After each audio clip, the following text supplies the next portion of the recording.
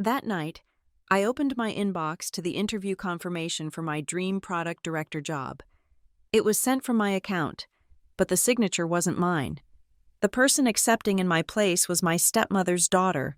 When the company started the video interview with me, the face on the screen was Sloan. I didn't fight them in HR. I built a stage where they would walk into the spotlight and confess everything themselves. My name is Harper Quinn. I'm 29 years old, and I am, by any objective measure, very good at my job. I'm a senior product engineer at North Star Interactive, one of the biggest software conglomerates in Pacific State. I build the digital architecture that millions of people use every day without thinking about it. I thrive on complexity, on finding the elegant solution to a messy structural problem. I live in Bay Ridge, in a condo I bought myself 2 years ago, a place that is currently uninhabitable thanks to a burst pipe in the unit above me. Which is how I found myself, for the past 3 weeks, living temporarily back in my childhood home. This wasn't my home anymore, not really. It was my father's house, and now, it was Lorraine's house. My father, Douglas Quinn, is a good man, a quiet man, an architect who values clean lines and minimal conflict. After my mom passed, he was alone for a long time, and then, 5 years ago, he met Lorraine Beckett. She was, and is, overwhelming, a wave of expensive perfume, loud opinions, and a smile that never quite reached her eyes. She moved in with her own daughter, Sloane Beckett, and the house I grew up in was suddenly filled with their belongings, their photos, and their very specific rules. Sloane was 26, 3 years younger than me, and drifted through life with a vague job title in PR and events. This mostly seemed to involve attending parties, posting heavily filtered photos, and talking about her brand. She was effortlessly charming to strangers and possessed a deep, unsettling fragility at home, an emotional tripwire that Lorraine spent her life ensuring no one ever crossed. The center of this new family dynamic was the kitchen, specifically the gleaming stainless steel island where Lorraine had insisted they install a family hub. It was a shared iPad, bolted into a custom stand, logged into a dozen shared apps for calendars, grocery lists, and smart home controls. And, in an act of profound stupidity I will regret for the rest of my life, it was still logged into my personal iCloud. My first mistake. I'd set it up when I first moved in, thinking I'd use it to cast recipes to the screen, and in the chaos of dealing with contractors and insurance adjusters for my condo, I had simply forgotten to log out. I was finishing a sprint at North Star, working late from the guest room my father had set up for me, when my phone buzzed on the desk. It wasn't a Slack notification or a text, it was an email. The subject line made my heart stop. Offer in principle, product director, Project Chimera, Aurelius Robotics. I clicked it so fast, I almost dropped the phone. Aurelius. This wasn't just a step up. It was a leap into a different orbit. They were the ones doing the truly next-level work in autonomous systems. I had gone through 4 rounds of grueling interviews, all discreetly, all on my personal time. I hadn't told anyone, not even my father. It was too important to jinx. Now, here it was, the offer. The base salary was high, higher than I'd even aimed for. The stock options were staggering. It was the dream job, the one that validated every late night, every line of code, every feature I'd fought for at North Star.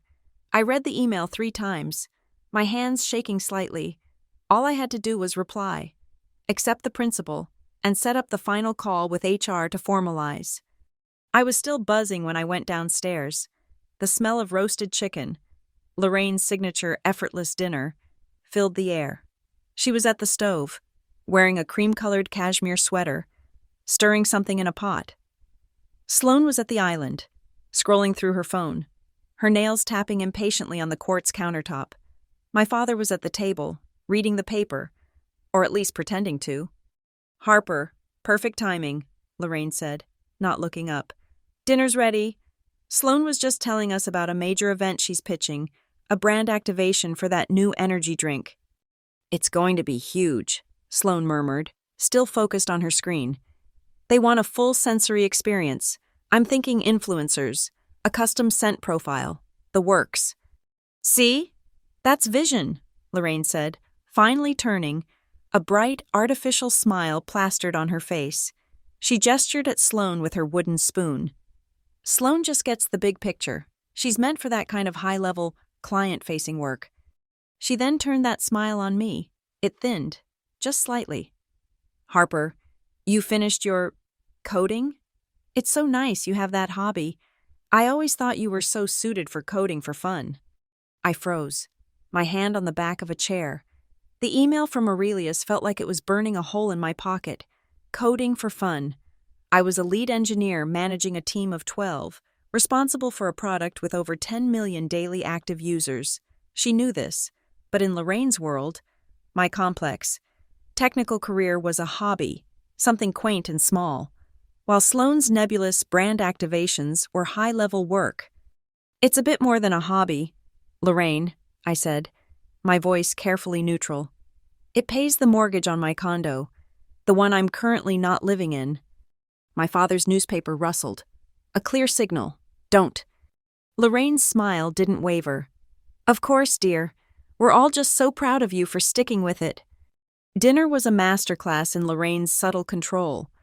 Every time I tried to talk about my work, she would expertly pivot the conversation back to Sloane.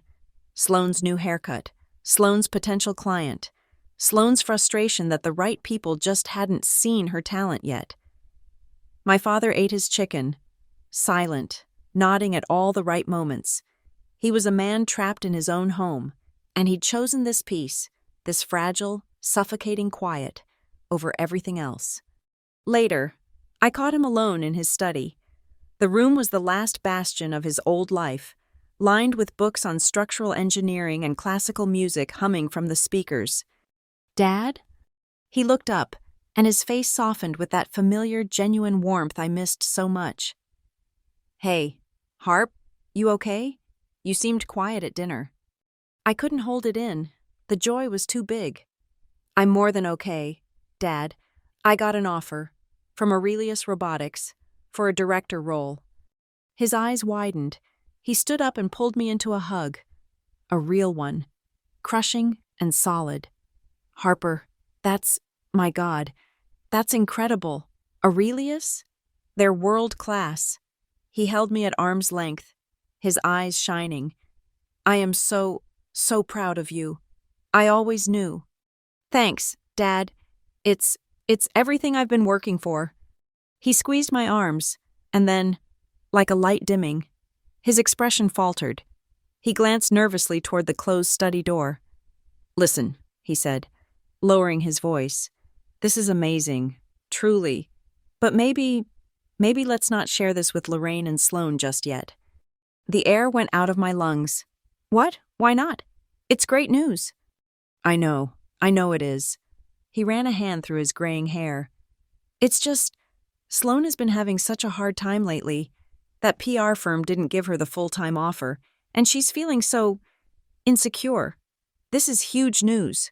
Harp, it might make her feel, well, left behind. To avoid making Sloane feel insecure, my dream, my achievement, had to be hidden, tucked away, so as not to upset the delicate balance of Sloane's ego. This was the family rule, the one Lorraine had established and my father now enforced. Sloane's feelings were the priority. My accomplishments were a threat. So I'm supposed to hide it? I asked, my voice flatter than I intended. Not hide it, he said quickly, defensively. Just wait for the right moment. Let her land something first. Just for a little while. For me, please? I looked at my father, at the deep lines of compromise etched around his mouth. I loved him, but in that moment, I felt a profound disappointment. I nodded, a single, sharp dip of my chin. Fine, I'll wait. I went to the guest room. My joy soured. The email was still open on my phone. I reread the offer. Trying to reclaim the thrill, I decided to wait until morning to reply. I'd sleep on it, craft the perfect professional acceptance, and deal with the family drama later. I set my alarm, powered down my laptop, and plugged my phone in. Downstairs, the house settled. My father went to bed. Lorraine tidied the kitchen, her movements quick and precise. Sloane went out to meet friends. The lights went off, one by one, until the only illumination in the kitchen was the faint, passive glow of the Family Hub iPad. At 11:37 p.m., that screen lit up. A new email notification had arrived. It was just a newsletter I subscribed to, but the banner appeared over the lock screen, sitting on top of the last notification that had arrived hours earlier, the one from Aurelius Robotics. Lorraine came downstairs for a glass of water. She saw the screen, dark except for the glowing white text. The family had a rule, one she had created. Shared devices are for everyone to check the family calendar. Shared devices are for everyone to check the family calendar. A harmless, practical rule. She padded over to the island. She typed in the simple, shared passcode. The home screen opened. She saw the mail icon, a small red badge on it. She told herself she was just checking to see if a confirmation for a furniture delivery had arrived on the shared account.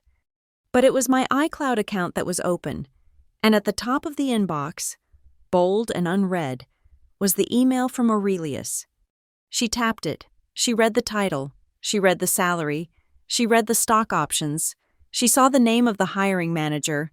She saw my entire future laid out in crisp, corporate font. Her eyes narrowed. She stood there for a long time in the dark kitchen, the blue-white light of the screen painting her face. She looked at the email, then at the silent house around her. She thought of her daughter, Sloane, upstairs, sleeping off another disappointment, another almost. The first crack appeared. At 11:41 p.m., a new action was taken, a simple, devastating forward. The original subject line was kept. The entire body of the email, with its life-changing offer, was included. A new recipient was added. Sloane Beckett, pr@gmail.com.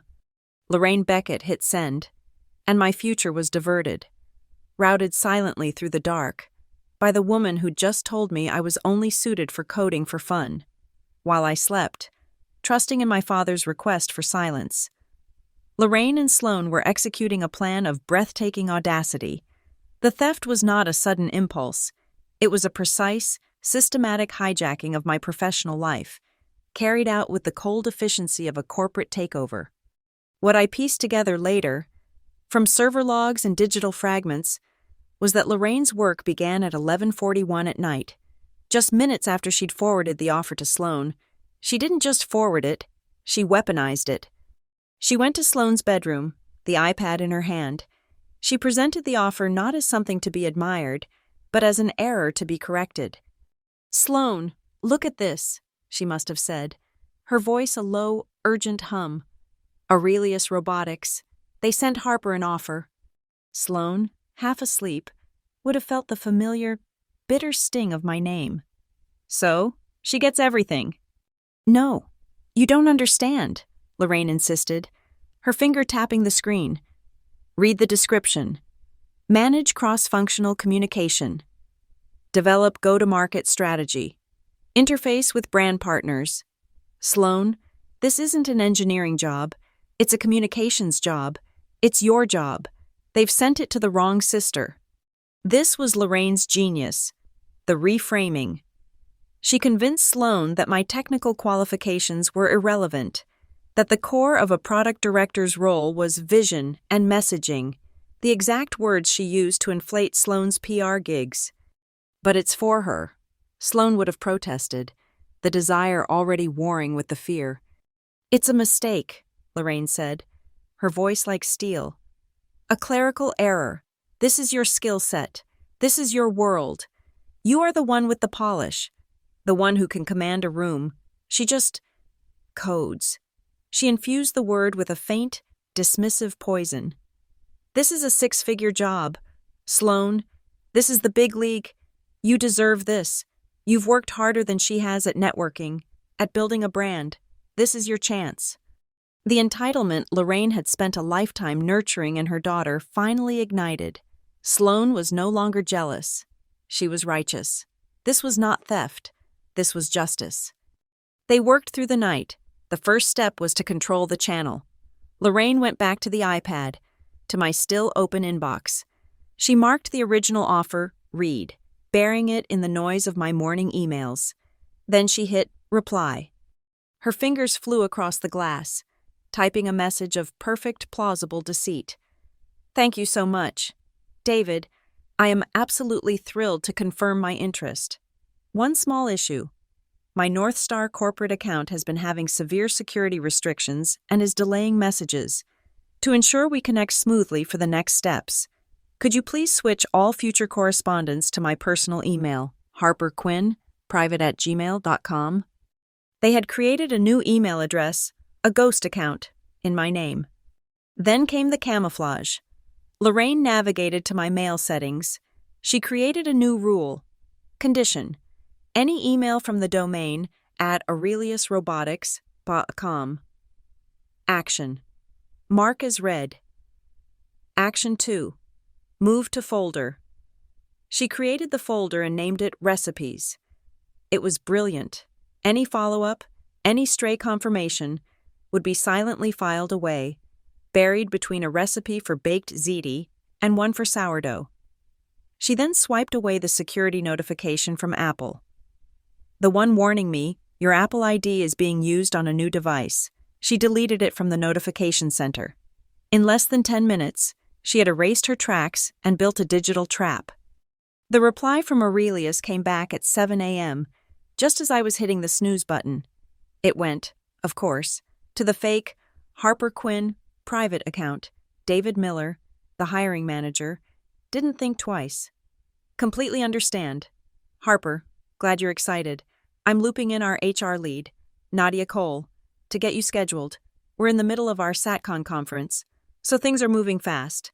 Nadia, can you find time for a quick chat with Harper today?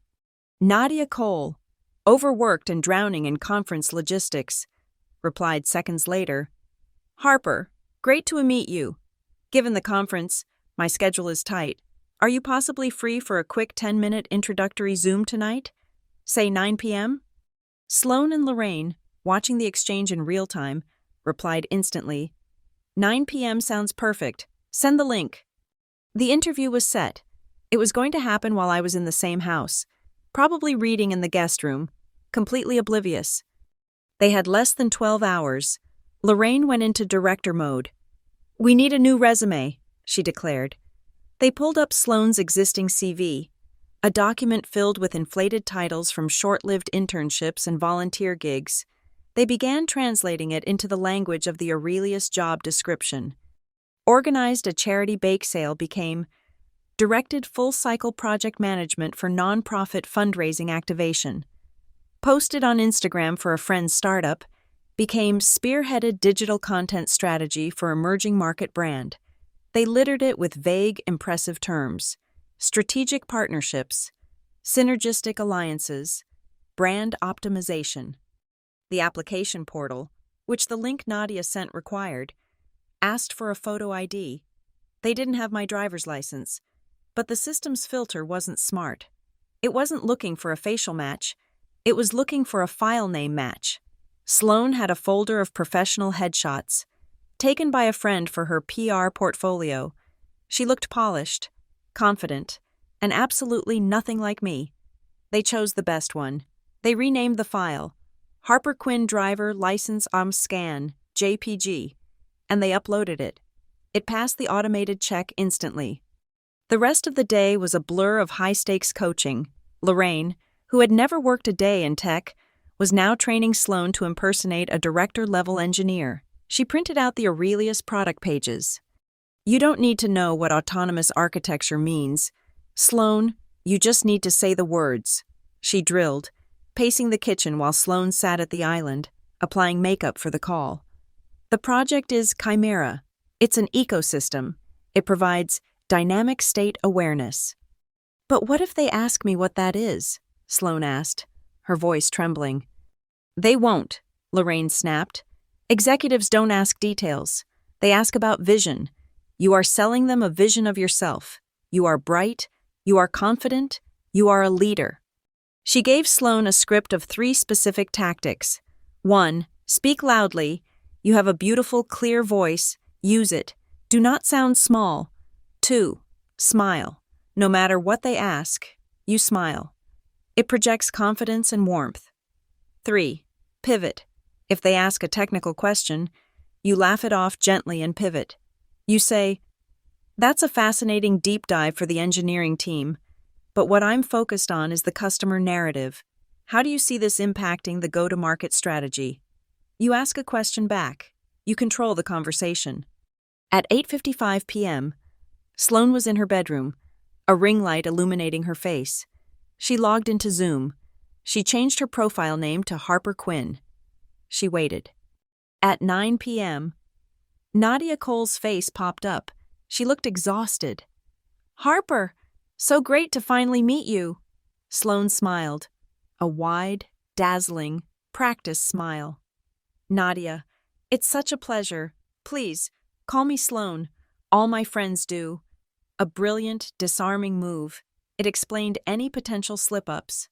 Nadia, charmed and tired, just nodded. "Sloane it is. Look, I'll be quick. I know it's late. We are all so thrilled to have you. Your resume is incredible. The team was blown away by your experience with strategic brand rollouts." Sloane launched into her rehearsed speech about synergy and vision. Nadia, who had 15 more calls to make, just ticked her boxes. Charismatic? Check. Confident? Check. The name on the file matched the name on the Zoom. The call lasted exactly 10 minutes. "Well, this is fantastic. Sloane, welcome to Aurelius. Pending the final background check, which should be a formality, I'll get the official offer letter and contract over to your email in the morning." When the call ended, Sloane and Lorraine celebrated, a silent, vicious victory in the upstairs hallway. Downstairs, I put my book down, turned off my light, and went to sleep. The next morning, I woke up, checked my email, nothing. I checked my sent folder. My reply from yesterday was there, no response. I checked my spam, nothing. I felt a growing knot of anxiety. Were they ghosting me? After a written offer? It made no sense. I went downstairs. Lorraine was at the counter, humming, scrolling through her phone. "Morning, dear," she chirped. "Morning," I said, my voice tight. "Did you see a package delivery yesterday?" "No, nothing." She didn't look up. I went back to my room and tried to focus on my North Star sprint. My concentration was shot. The silence from Aurelius felt wrong, unprofessional. The day dragged on. 4 p.m. I was staring blankly at a screen of code when a new notification popped up. A Slack message. It was from Ben Carter, my old colleague, the one who worked at Aurelius now. "Hey, Harper? Just saw you met with Nadia last night. She said it went great. Welcome to the team." My blood turned to ice. My fingers felt numb as I typed. "What are you talking about? The call? Your final intro call with Nadia? Last night? Ben, I have never spoken to Nadia Cole." The 3 dots appeared, hovered, then disappeared. "Harper, what is going on?" She literally just put in the product channel. "Had a great chat with Harper Quinn last night. She's going to be a fantastic addition." "Ben," I typed, my heart hammering so hard I could feel it in my throat. Someone else was on that call. I never got an invite. I've been emailing them and heard nothing. Another pause. This one longer. "Okay, this is weird," he wrote. "Let me check the email thread. What email are you using?" I told him my North Star address. "That's not the one on the thread," he replied, almost instantly.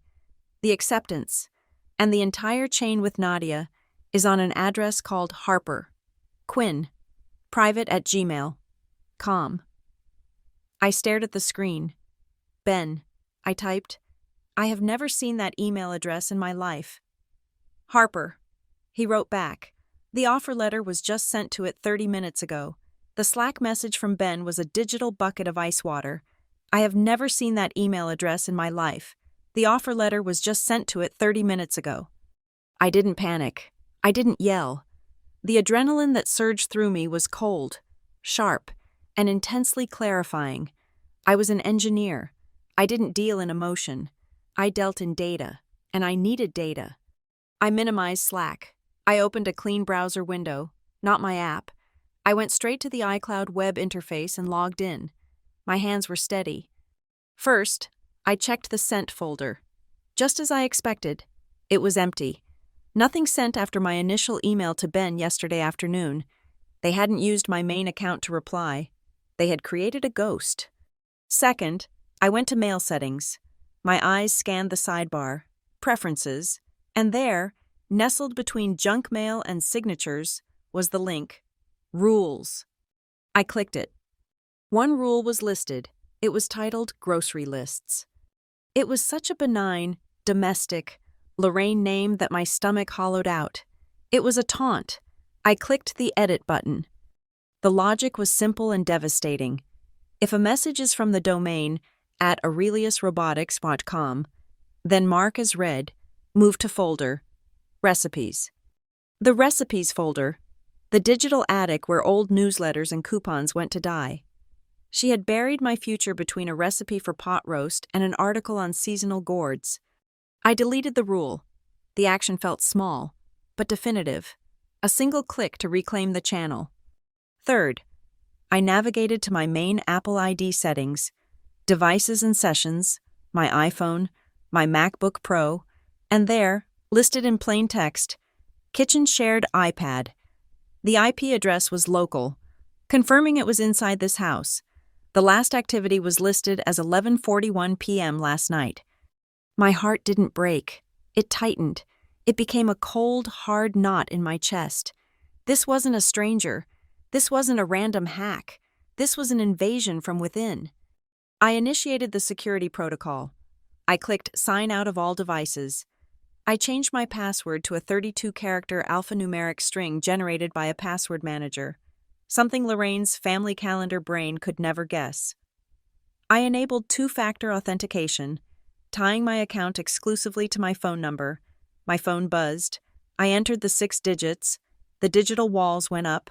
The iPad in the kitchen was now, officially, just a piece of metal. Now that the perimeter was secure, I went on the offensive. I opened my real email account.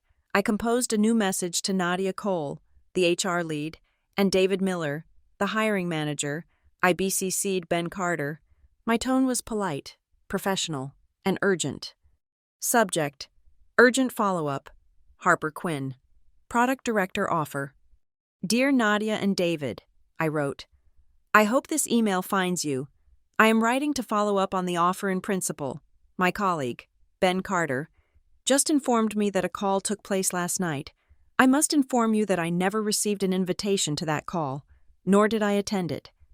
It has come to my attention that my personal iCloud account was compromised, and a fraudulent email address, harperquinn@gmail.com, was created to impersonate me. I am the Harper Quinn who interviewed for the role. I am still extremely interested and am available to connect immediately to verify my identity and discuss this serious security breach. You can reach me at this email address or on my cell phone at... I hit send. The reply from Nadia came back in less than 5 minutes. It was defensive. Dear Harper, I am very confused. We spoke last night at 9 p.m. It was a productive 10-minute introductory call. We sent the official offer letter to the personal email you provided this morning. Are you saying that was not you? My fingers flew across the keyboard. Nadia, that was absolutely not me. I am the victim of identity theft. The woman you spoke to was an imposter. I am in my father's house in Bay Ridge.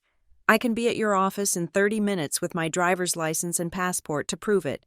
Please, whatever you do not engage further with that fraudulent email address. I needed the proof.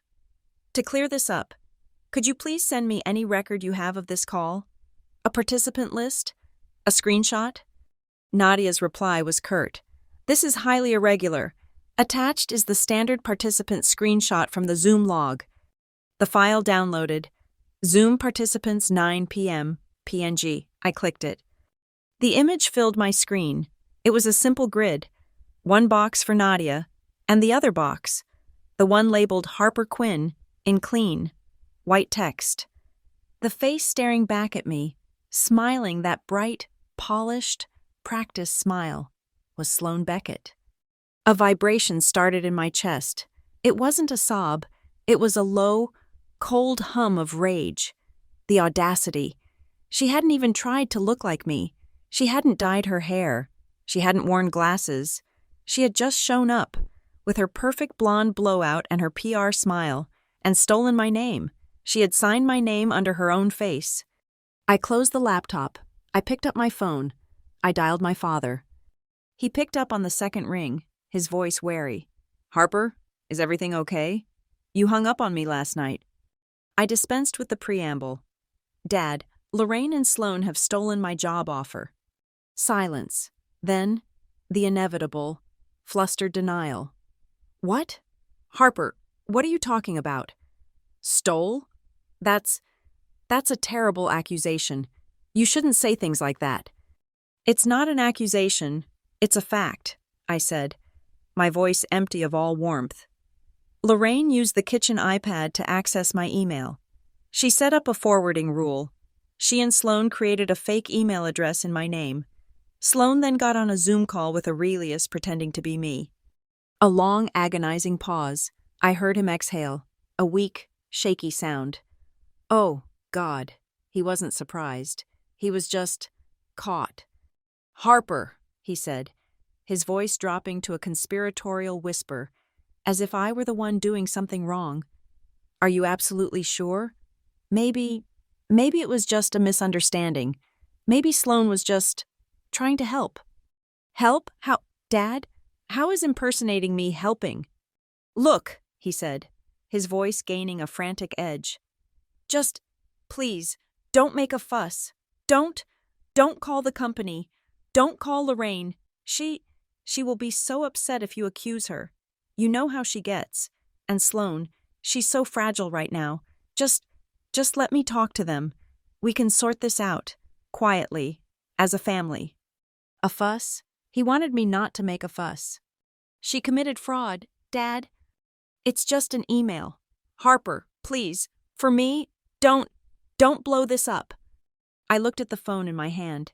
He was begging me to protect the people who had just slit my throat. He was begging me to be the quiet one, the good daughter, and absorb the damage so his new wife wouldn't be upset. I hung up the call. My hand was not just cold, it was numb. The betrayal from Lorraine was theft. The silence from my father, his active complicity, was the true wound. I stood up. I put my laptop in my bag. I grabbed my car keys, my wallet, and my passport. I walked downstairs. Lorraine was in the kitchen, humming, wiping down the already spotless quartz countertop. The iPad sat on its stand, dark and inert. "Oh, Harper, you're heading out?" she asked, that bright, false smile firmly in place.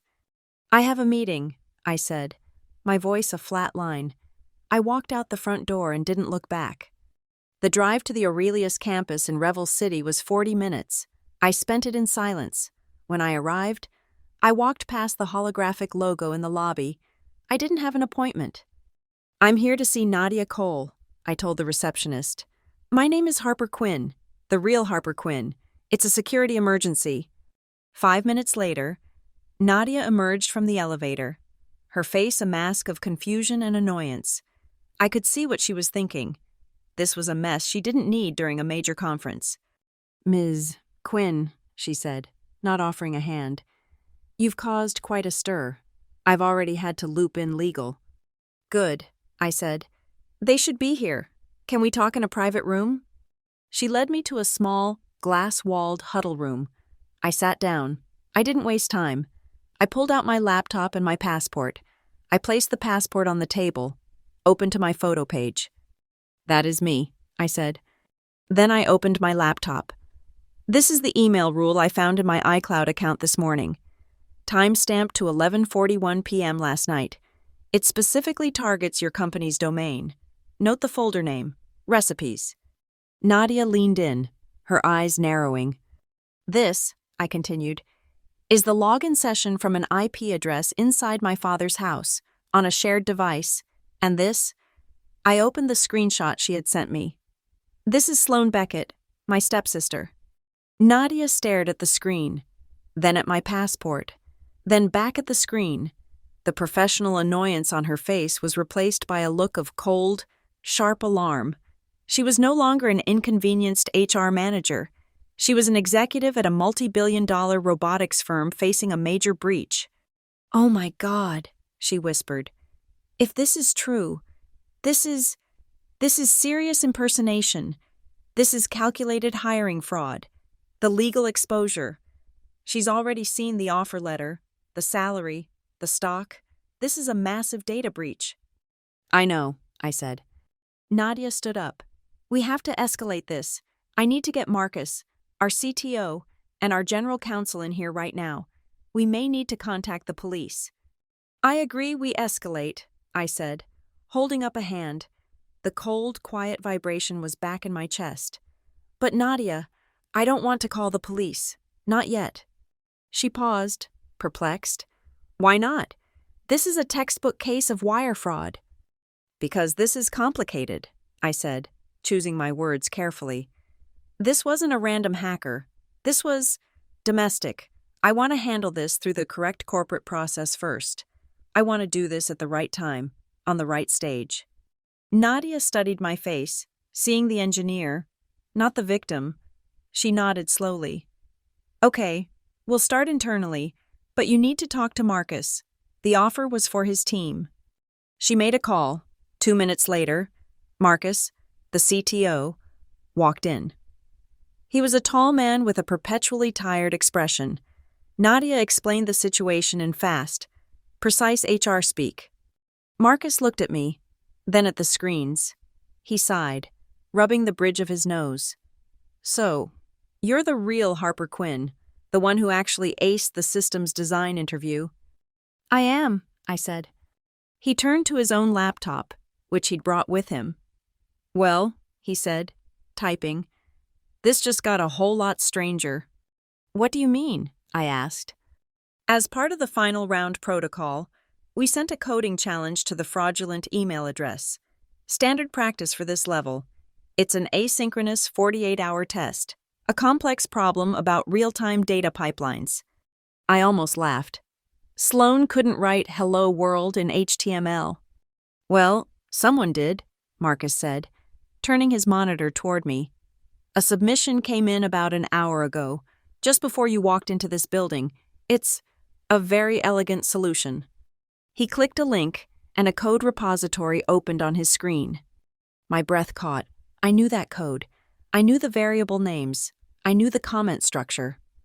"The problem," Marcus said, his voice grim, "is that the core logic, the entire framework for the solution, it's been lifted almost line for line from a private GitHub repository, one created in 2022. He looked me straight in the eye. "It's your GitHub account, Ms. Quinn." The room went silent. They hadn't just stolen my name. They hadn't just intercepted an email. They had dug into my past. They were looting my entire digital history and passing it off as their own. The revelation that they had plundered my GitHub repository, stealing my past work to legitimize their current fraud, shifted something fundamental inside me. It was no longer just about a job. It was about my entire professional history, my intellectual property. They weren't just trying to take my future. They were trying to gaslight me out of my past. Back in the huddle room, Marcus, the CTO, looked ill. "This is," he searched for a word, "comprehensive." Nadia, the HR lead, was already on her phone. "I'm bringing in Anne." Anne Rivington, Aurelius's general counsel, was not what I expected. She wore a sharp, modern suit, but had the patient, assessing eyes of a research scientist. She walked in, listened to the entire timeline from Nadia and Marcus, then turned her full attention to me. I recounted my side: the kitchen iPad, the forwarded email, the recipes rule, the ghost account, the screenshot of Sloan. Anne was silent for a full minute, her fingers steepled. When she finally spoke, her voice was calm and precise. "Ms. Quinn, Harper, I want to be perfectly clear about what is happening here. From a legal perspective, this is not a simple family dispute. The moment Ms. Beckett and her mother used electronic means, the iPad, the email servers, the Zoom platform, to deliberately impersonate you for the purpose of financial gain. It constituted wire fraud. That is a federal offense. She let that hang in the air. Separately, the act of assuming your identity to gain employment is a textbook case of identity theft. What they did to you is a profound violation. What they did to Aurelius is calculated. Criminal fraud. They have stolen our data. They have compromised our hiring process, and they are now in possession of a contingent offer letter and proprietary coding challenge information. We are all victims here. So what happens now? I asked. Do we call the police? Not yet, Anne said, a flicker of strategy in her eyes. You were correct to come here first. If we go public or criminal right now, they will lawyer up, and this will become a media circus. They'll claim it was a mix-up, a misunderstanding between sisters. They will muddy the water. Right now, it is a very clean case of corporate fraud. We need to keep it that way. We need them to double down. We need them to confirm their actions, on the record, in a way they cannot deny. Nadia nodded, catching on. They are still holding the offer letter. They think they've won. Exactly, Anne said. They are holding a live wire, and they think it's a trophy. We are going to let them hold it, and then we are going to turn on the power. The plan crystallized with terrifying efficiency. We need your formal cooperation, Anne said to me. She produced a single-page document. It was an internal investigation agreement. It stipulated that I was cooperating voluntarily, that Aurelius would treat me as a friendly witness, and that they had the right to record, log, and store any and all future communications related to this matter. It also bound me to complete confidentiality. I signed it. What's the trap? The contingent offer, Marcus said, a grim smile appearing. It's still active. The final step they're waiting on is the final round presentation. We're going to give it to them. Nadia, Anne instructed, you will be the sole point of contact. We need to create an undeniable chain of custody. Nadia was already at her laptop. I'll send the email, but not from my main account. Marcus, can we use that careers domain we set up for the hiring fair? Done, he said. At Aurelius Careers, it's a legitimate, active domain. It won't look suspicious, but it will route through a server we can monitor exclusively. What's the presentation? I asked. A 90-day roadmap, Marcus said. It's the perfect executive-level test. It's all vision. No technical skill required. It's exactly the kind of thing a PR person thinks they can do. She'll have to get the material from somewhere, I said. She'll have to steal again. And we'll be waiting, Nadia said. I didn't go back to my father's house. I was now a material witness in a corporate fraud investigation. Aurelius checked me into a high-end corporate suite at a hotel in Revel City. Citing security protocol, for the first time in weeks, I was alone, and I could finally think. I spent the next 4 hours building the most beautiful piece of bait I have ever engineered. I created a new slide deck, a 90-day roadmap. It was brilliant, if I say so myself. I used my actual product management skills to build a plausible, impressive-looking strategy, full of sleek graphics, stakeholder maps, and market penetration buzzwords. It was exactly the kind of document Sloan would believe was pure genius. Then, I opened the master slide settings. In the metadata, in a field invisible to any user, I embedded a unique 64-character alphanumeric string, a hash. It was my digital fingerprint. If that deck was ever forwarded, uploaded, presented from a different computer, or even PDF'd, that watermark would travel with it, silently screaming my name from the code. I saved the file as Aurelius Roadmap UA1.pptx and left it on my cloud drive, a digital landmine waiting to be stepped on. How to get it to them? I logged into my real email, the one they thought they had blinded. I sent an email to my father. Dad, I know things are tense, but I wanted to show you the kind of work I've been doing at North Star. This is a strategy deck I built. Maybe you can show Lorraine. This is what a coder actually does. I attached the file. I knew my father, in his desperate, fumbling attempt to fix things, would forward it to Lorraine as a peace offering. and Lorraine, seeing a 90-day roadmap, would hand it straight to Sloane. The second trap was smaller. I went into my North Star email account settings. I edited my professional signature. I changed one, tiny thing. Instead of Harper Quinn, Senior Product Engineer, North Star Interactive, I changed the spelling. North Star Interactive. I removed the last I. It was a minuscule, almost unnoticeable typo, the kind of error that only gets replicated by someone who is cutting and pasting. Someone who is hastily copying a signature to add a veneer of authenticity to their own fraudulent emails. The next morning, I went to the Aurelius campus. I was now an internal consultant. I sat in a conference room with Anne and Nadia as the email from the Ghost account came in. Nadia, from the @aureliuscareers.com address, had sent the invitation for the presentation. The reply from Harper Quinn, private, was prompt and cheerful. Thursday at 10 a.m. sounds perfect. I'll prepare a short presentation on my 90-day vision. Looking forward to it. The hook is set, Anne said. Now, I said, I need to add a witness. They both looked at me. This is a closed-door legal review. Harper, Anne said carefully. I know, but this isn't just about fraud. It's about a narrative. And when this is over, I want the narrative to be correct. I made a call, Mira Stanton. Mira was the most respected and the most feared investigative tech reporter in Pacific State.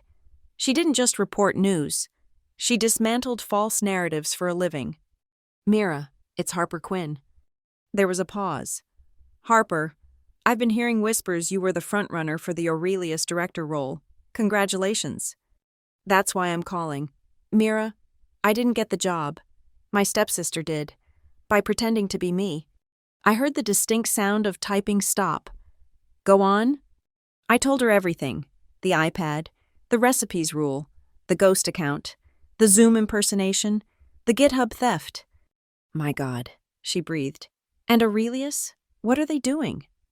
They're setting a trap, a final presentation, this Thursday, and I want you in the room. As press? No, I said. As my guest, you will be cleared as my personal advisor. You will sit in the observation booth with me. You will see everything. You will hear everything. You will get the entire verified story, but you publish nothing, not one word. The story is embargoed until Aurelius formally closes the internal investigation and gives you the all clear. It was the ultimate exclusive, tied up with a bow. I'm in, she said, her voice electric. Send me the details. The final piece, I needed to establish a pattern. I called an old colleague from North Star. Hey, Liam, quick, weird question. Do you remember my stepsister, Sloane? Liam laughed. Blonde girl, talks a mile a minute? How could I forget? She stole my badge at the CTO summit last year. No, seriously, said she was networking for her brand, and I found her 3 hours later in the VIP lounge reserved for speakers, handing out business cards like she owned the place. The girl's got nerve. I'll give her that. No boundaries. I thanked him and hung up. I now had a pattern of behavior. Aurelius booked their main executive boardroom, the demo hub. It was designed for high-stakes product launches, wired for broadcast with multiple cameras, high-fidelity microphones, and most importantly, a two-way mirror lining the back wall, concealing a soundproof observation booth. Anne, Marcus, Nadia, and 2 other vice presidents would be at the table. Mira and I would be behind the glass. I had one last call to make. I dialed my father.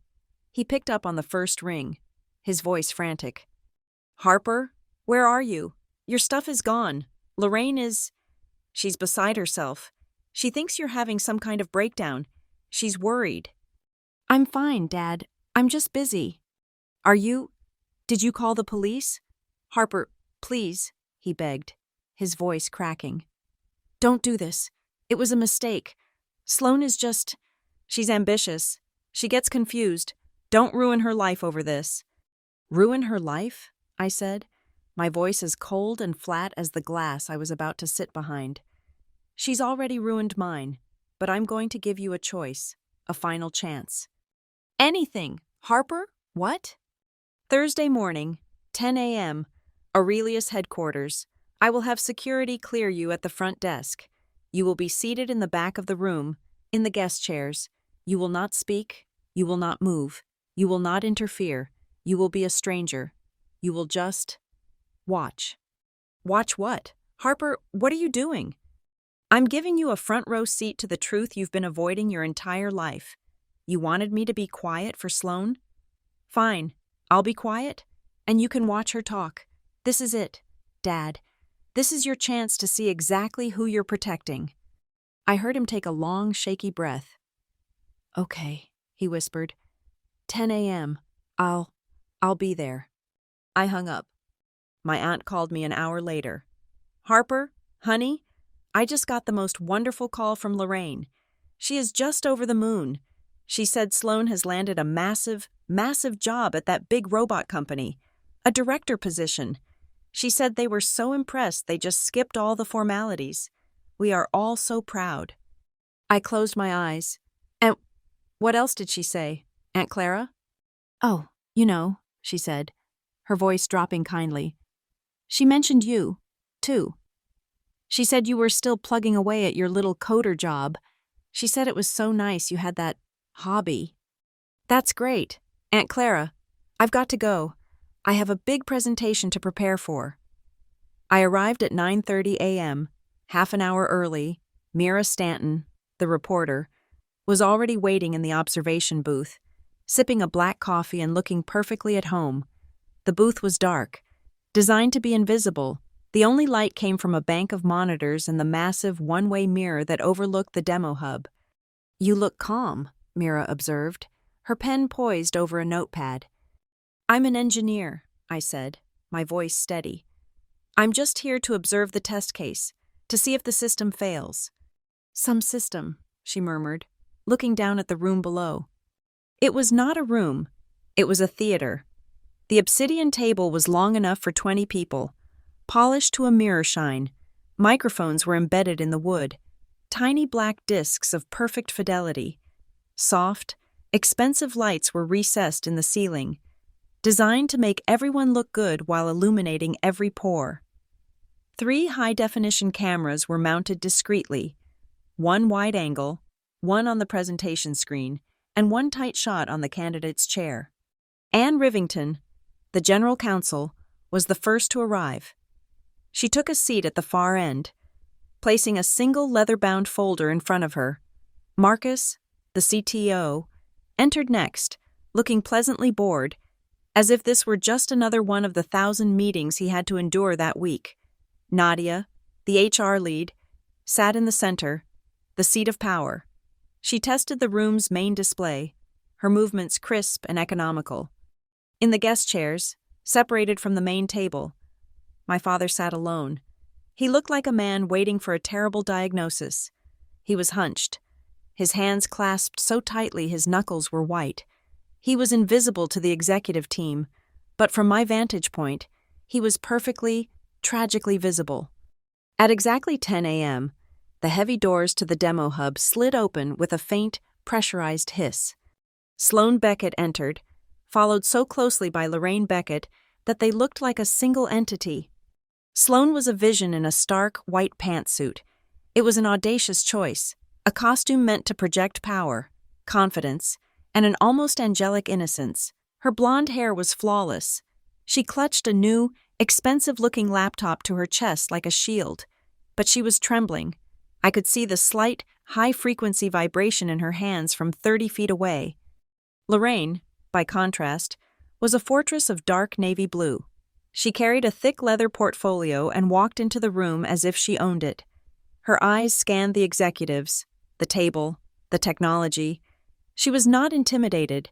She was energized. This was her stage. She brought her advisor, Mira whispered next to me, her pen already flying across the page. She is the advisor, I replied, my voice flat.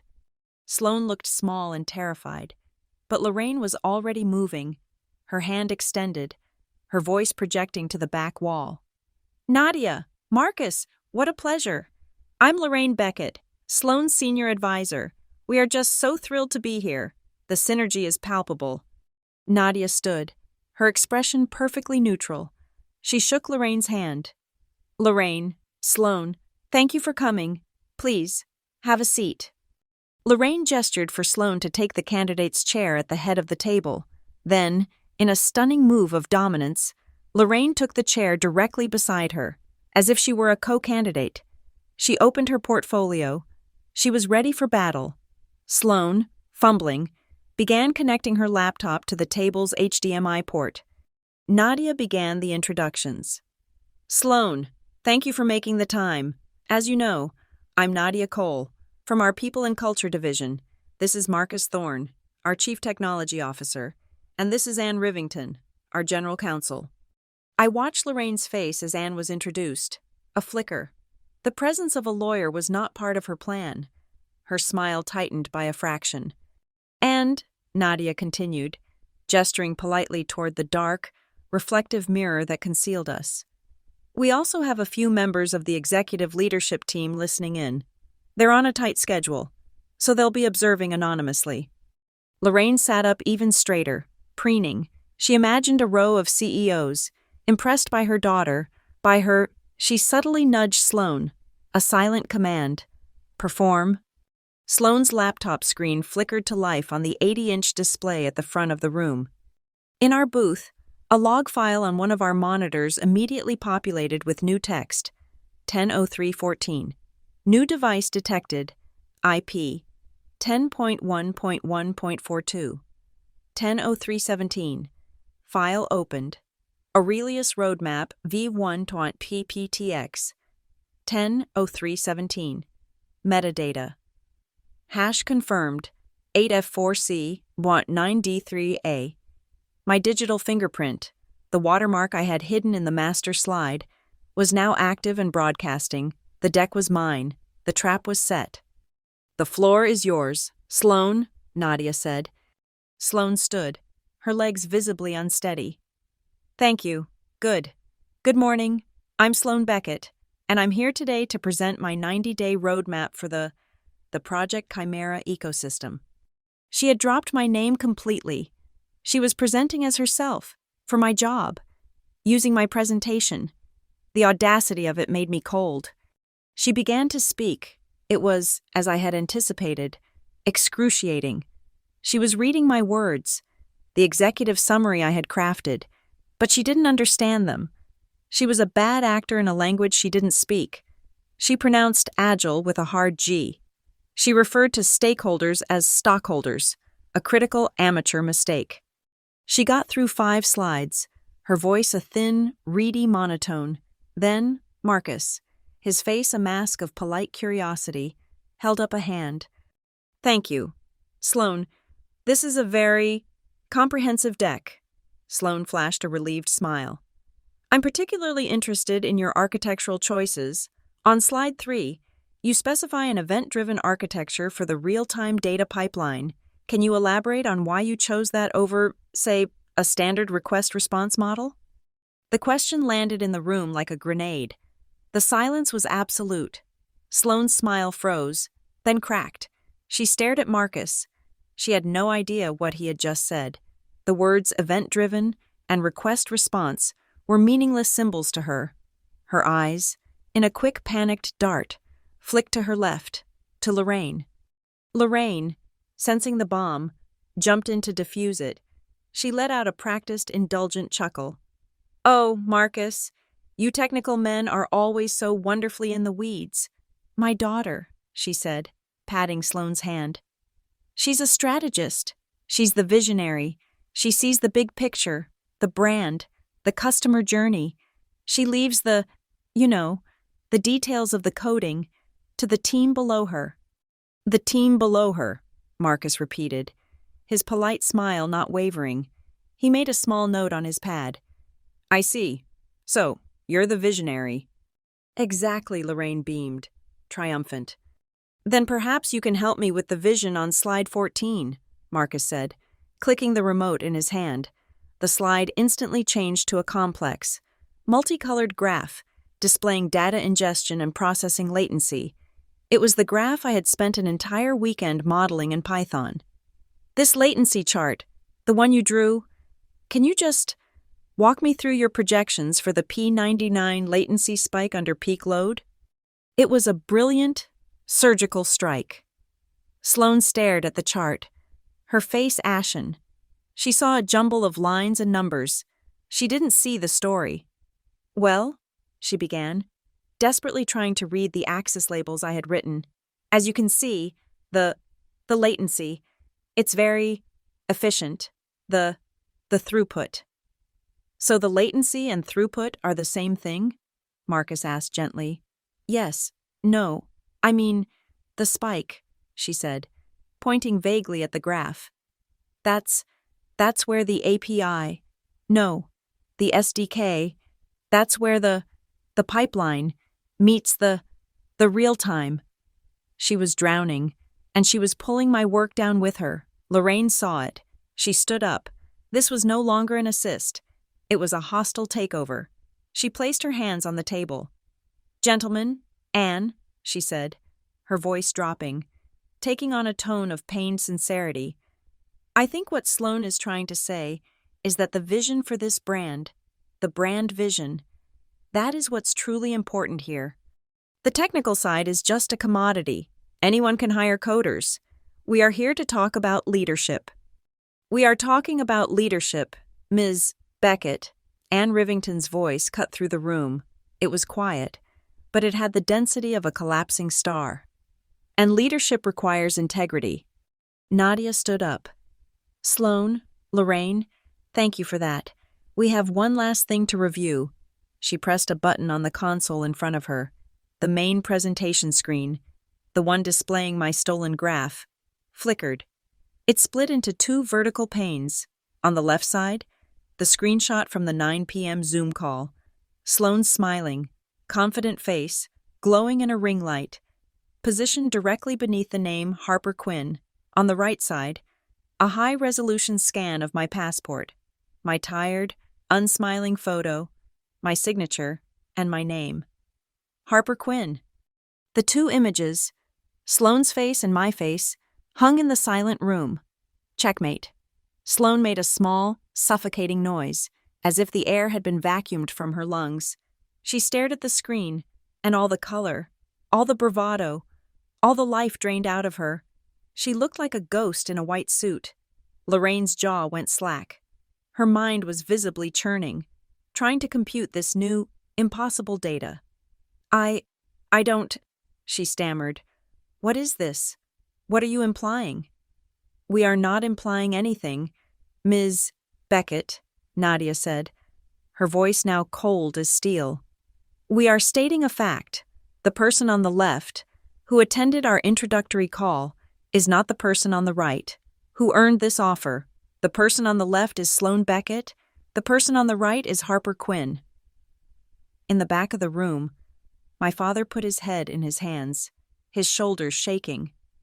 This is an outrage, Lorraine finally roared, defaulting to indignation. You brought us in here under false pretenses. This is entrapment. You have no right. This, Anne's legal voice sliced through her, is a formal internal investigation into wire fraud and identity theft. The woman on the left impersonated the woman on the right, and the woman who actually owns this work. The door to the observation booth, the one Sloane and Lorraine hadn't even known was there, slid open with a soft hiss. I stepped out. I walked from the darkness of the booth into the soft, unforgiving light of the demo room. My footsteps were silent on the thick carpet. I didn't look at them, not yet.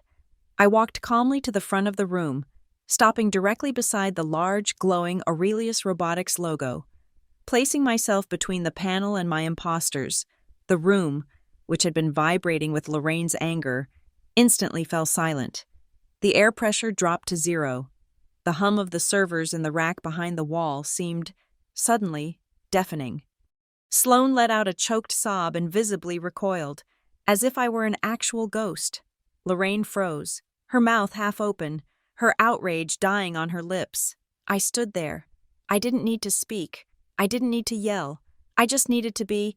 I was the real Harper Quinn. I was the author of the work, the owner of the name, and the living, breathing proof that their entire performance was a cheap, desperate lie. The silence stretched. 10 seconds, 20, I let it linger. I looked at Marcus, I looked at Nadia, I looked at Anne. Then, finally, I turned my head, and I looked at my stepmother and my stepsister. Sloane was weeping, her face dissolving. Lorraine was staring at me, and for the first time in her life, I saw something in her eyes other than entitlement or pity. I saw pure, unadulterated fear. The play was over. Sloane broke first. The silence, heavy and absolute, was a weight she could not bear. She looked past me, her eyes wet and desperate, appealing not to me, but to the panel, to the authority figures who still held the power. "Please," she whispered. The word was a wet, choked sound. Her mascara was beginning to run, carving thin black lines down her pale cheeks. I can do this job. I know I can. Can't I just try? Just once?" It was the most pathetic, revealing plea I had ever heard. She wasn't apologizing for the fraud. She wasn't ashamed of the theft. She was simply asking, like a child who had been caught, if she could please keep the stolen toy. Before anyone could answer, Lorraine surged forward. She physically stepped in front of her daughter, shielding her, planting her feet as if bracing for an attack. The fear I had seen in her eyes was gone, burned away by a sudden, protective, animal fury. "That is enough," she snapped. Her voice was not loud, but it vibrated with indignation. She was addressing Marcus and Nadia. "You've had your little theater. You've humiliated her. But my daughter is right. She deserves this chance as much as anyone." Marcus Thorne, the CTO, raised an eyebrow. His polite boredom was gone, replaced by a genuine, analytical curiosity. "She deserves it?" "Yes." Lorraine's volume rose. "She has the vision. She has the drive. She has the polish. So she cut a corner to get in the door? Who in this room hasn't? You want that kind of initiative in an executive? You want someone who fights for the role, not some passive coder." The insult, coder, was thrown directly at me. A verbal barb meant to sting. It didn't. "You didn't cut a corner." "Lorraine," I said. My voice was quiet, but it sliced through her performance, silencing her instantly. "You broke into my private accounts." She wheeled on me, her face contorted. "We live under the same roof.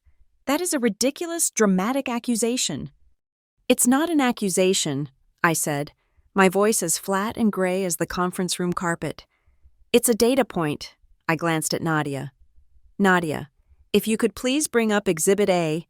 The main screen at the front of the room flickered. The split image of the passport and the Zoom call was replaced by a single, high-resolution screenshot. My iCloud mail settings, the rule, named in plain sight, grocery lists, the condition, at Aurelius Robotics, the action, move to folder, recipes. "You used the shared kitchen iPad," I said, my voice narrating the crime for the entire room, for the cameras, for the hidden reporter. "You went into my personal, password-protected account. You set up a forwarding rule, and you hid it under the name Recipes because you thought it was cute. You did it because you have always believed that everything in that house, including my career, was just another appliance for you to manage. You thought it was just household management." "We are family," she spat, as if the word were a magic incantation, a legal shield that absolved all sins. "Families share resources. Families help each other. You have always been this way. Harper, hoarding your little successes, keeping everything locked away. I was trying to include Sloane in your world." "By sharing my email account?" I asked. Before Lorraine could answer, Nadia Cole cleared her throat. It was a gentle, polite sound, but it commanded the room. "Ms. Beckett," she said, her voice soft but firm. "I need to be very clear on this. Family is not a legal defense. Family relationships do not exempt anyone from federal wiretap laws. or an individual's fundamental right to privacy, what you call sharing. The law defines as unauthorized access to a protected computer. And it wasn't just access, I continued. The rhythm of my presentation picking up, I was back in my element, presenting a technical problem. Nadia, Exhibit B. The screen changed again, a log file. This is the session log from the iPad. Time-stamped, 11:41 p.m. It shows the exact minute you accessed my account and the exact minute you forwarded the offer email to Sloan. It shows your IP address, which traces back to my father's house. Lorraine's face was pale. She had no defense against this. This wasn't emotion. This was code. Exhibit C, the screen split. My passport photo, my official ID. Beside it, the polished, professional headshot Sloan had uploaded. This is identity theft. Exhibit D. The screen changed again. The split view of my private GitHub repository from 2022, side by side with the solution Sloan had submitted just hours ago. The stolen lines of code were highlighted in red. And this is intellectual property theft. You didn't just steal my name. You stole my work. Each slide landed with a heavy, final thud. Each piece of evidence was a hammer blow, striking the nails deeper into the coffin of their lies. The room was silent, save for the click of my remote and the sound of Sloane's muffled, panicked breathing. The evidence was irrefutable, digital, and absolute. I let my gaze drift to the back of the room. My father. He was no longer watching.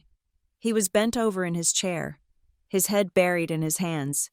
His shoulders were shaking in a silent, agonizing rhythm. I could see his knuckles, white as he gripped his own hair. The room's sensitive microphones picked up a sound so quiet I almost missed it. A repeated, desperate whisper. "I'm sorry. I'm so sorry. I'm sorry." He was whispering it into his palms, a useless, pathetic prayer to no one. He wouldn't look up. He wouldn't come near me. He was a spectator at the scene of the crime, apologizing to the air for not stopping it, and doing nothing to stop it now. Lorraine saw the evidence. She saw the cold, impassive faces of the executives. She saw my father's collapse, and she did what she always did when every other tactic failed. She changed the narrative. The anger evaporated. The righteousness vanished. She crumpled, and the tears came. They were not the hot, panicked tears of Sloan. They were theatrical, calculated tears of a victim. "You don't understand," she whispered, her voice breaking. She looked at Anne Rivington, the lawyer, a desperate appeal from one woman to another. "You don't know what it's like. I didn't have advantages." Her voice built, gaining the rich, mournful cadence of a courtroom speech. "I grew up with nothing. Nothing. I had to fight for every scrap. I had to watch men and women with rich families just walk past me and take everything I ever wanted." She was performing, and she was good at it. "I did this for my daughter. Is that so wrong? I just wanted her to have a future. I just wanted her to have the chance that I never had, the chance that Harper has always had, with her fancy education and her natural talent." She pointed a shaking finger at me. She was painting me as the villain, the privileged heiress, and herself as the desperate, loving mother fighting for her child's survival. I let her finish. I let the false tears hang in the air. "You're right about one thing, Lorraine," I said, my voice flat, devoid of all the emotion she was faking. "You wanted a future for Sloan." I took a single step toward her, closing the distance. "But you decided to get it by erasing mine." Marcus Thorne, the CTO, stood up. He had seen enough. He looked at Anne, who gave a single, sharp nod. The review was over. "All right, I think we have a clear picture," Marcus said. His voice was polite, corporate, and absolutely final. He looked directly at Sloan, who flinched. "Ms. Beckett, thank you for your time. As you can imagine, we will be pausing our consideration of your application indefinitely." He then turned his gaze, pointedly, deliberately, to me. "Nadia will be in touch with the correct candidate, to formalize the next steps. It was done. I had the job. The truth was out. The finality of it, the cold, corporate dismissal, snapped something in Lorraine.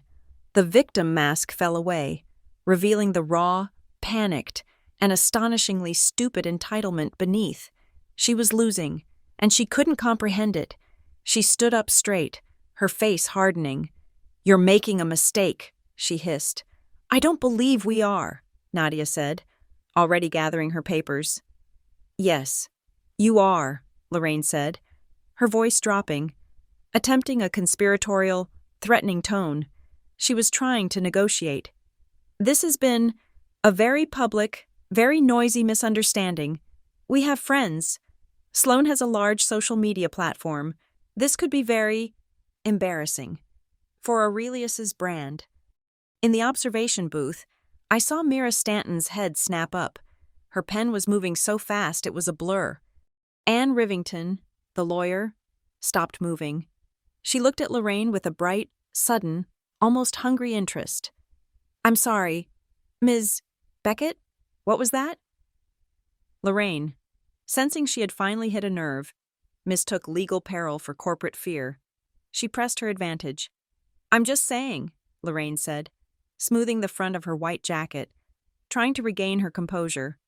"It's all been a bit chaotic, but we're reasonable.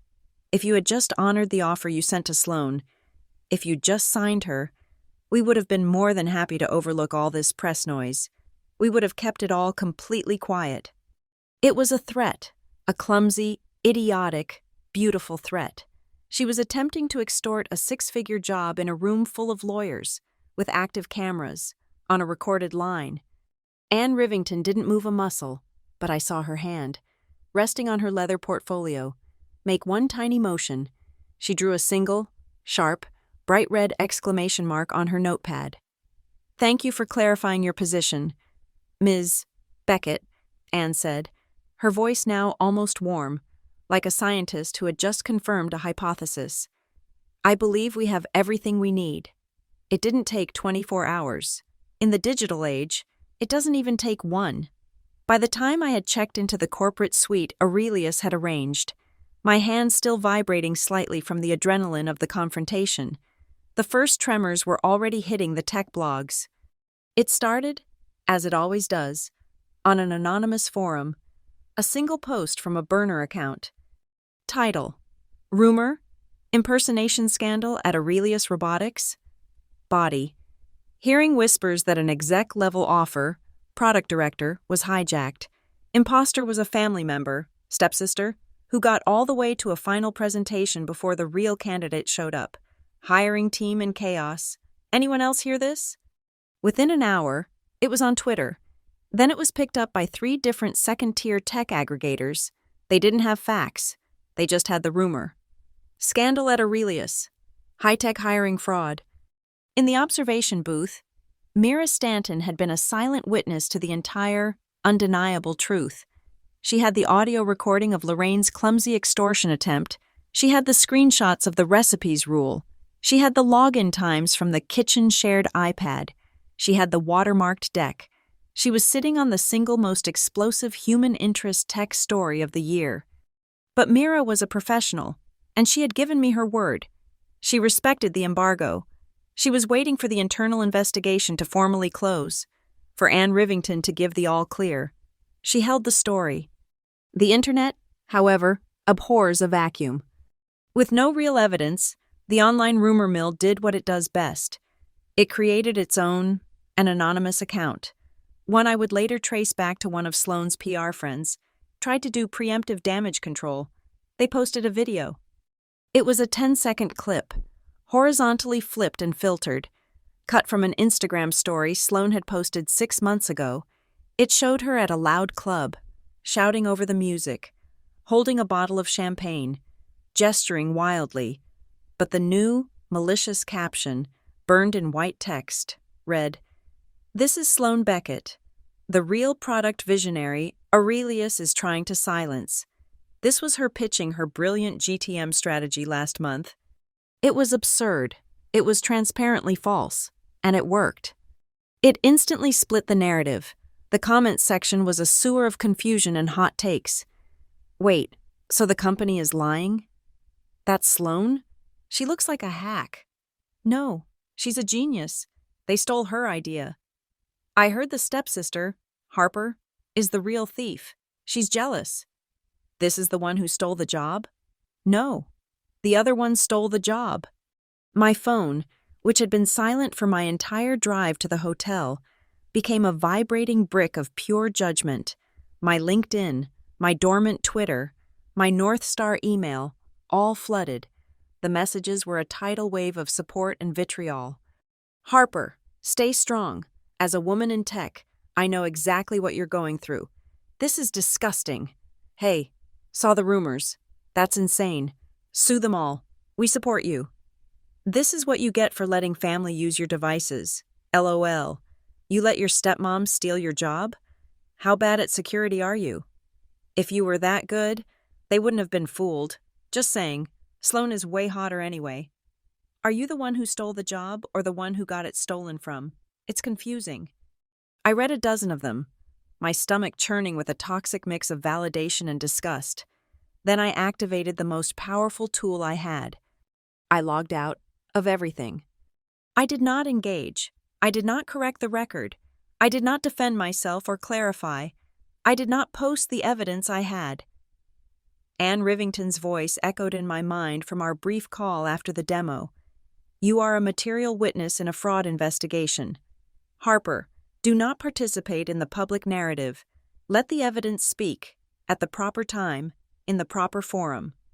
I was following the legal strategy, but staying silent is a form of torture when the world is calling you a liar, a victim, and a fool, all at the same time. Aurelius, meanwhile, moved to protect its own walls. By 3 p.m., Nadia Cole had circulated a company-wide internal memo. It was a masterpiece of corporate deflection. Subject: a note on our commitment to hiring integrity. The memo spoke of a recent challenge to our hiring protocol and a sophisticated attempt by an external party to misrepresent their credentials. It vaguely assured everyone that the issue was identified and resolved immediately, and that their robust multi-stage verification process worked as designed. It confirmed their commitment to transparent and ethical hiring. It named no one. It didn't mention Sloane, Lorraine, or me. It was designed to tell their 10,000 employees that the castle was secure and they should get back to work. My old life tried to pull me back, too. David, my boss at North Star Interactive, called my cell. Harper? His voice was hesitant. David here. Look, I'm hearing some called things. Are you okay? I'm fine. David, it's been a long day. Listen, he said, his voice dropping. Whatever is happening over there, it sounds like a complete nightmare. We were idiots to let you go. The team is rudderless. I've just gotten approval from finance. We can beat the Aurelius offer. I'm serious. We can beat it by 20%. And a promotion. Lead architect. Just come home. Come back where it's safe. It was a lifeline. A clean, simple, lucrative exit. I could take the money, go back to my old desk, my old code, my old life. I could just let the Aurelius job go. Let the scandal fade. Let Lorraine and Sloane self-destruct in their own cloud of lies. I looked around the sterile, expensive hotel room. I thought of Sloane's face when I walked out of the darkness. I thought of Lorraine's clumsy, idiotic threat. David, I really, truly appreciate that, I said, my voice steady. It's a generous offer, but it's not about the money. It's about the opportunity at Aurelius. It's about the impact. I didn't say what I really meant. It was about finishing what I started. It was about not letting them win. Not even by default. Not even by forcing me to retreat.